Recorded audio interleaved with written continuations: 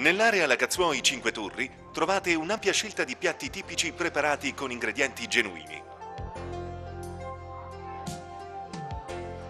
Qui troverete numerosi rifugi, bar e ristoranti di montagna. Lungo le strade di Passo Falzarego, Passo Giau e Passo Valparola. Alla partenza e all'arrivo degli impianti di risalita e perfino sulle cime più alte.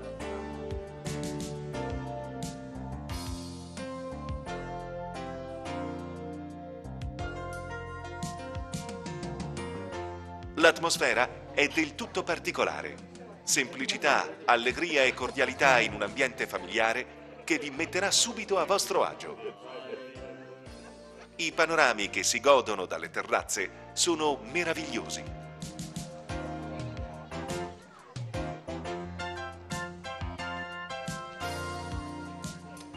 Lasciatevi ingolosire dai nostri piatti tipici.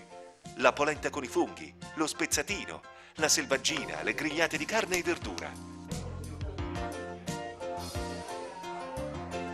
Ottime e ben rifornite le cantine. Delicate le grappe aromatizzate con i frutti e le erbe locali. E per i più golosi, strudel e torte di tutti i tipi. Alcuni gestori propongono piatti estrosi ma raffinati. E per chi non ha tempo e vuole rimettersi in cammino, sono subito pronti panini con formaggi locali e affettati.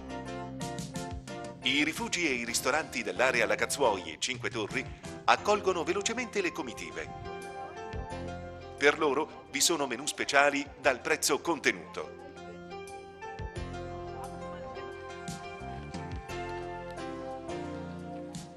Ampi parcheggi sono a disposizione per le corriere. E che dire di una cenetta romantica davanti ad un indimenticabile tramonto infuocato? Alcuni gestori organizzano servizio di trasporto e concerti di musica dal vivo per rendere il vostro soggiorno davvero speciale. E per finire, visitate il museo all'aperto delle Cinque Torri alla sera, quando le postazioni italiane vengono illuminate e la montagna acquista quell'atmosfera unica e fuori dal tempo che solo un cielo stellato ad alta quota può regalare.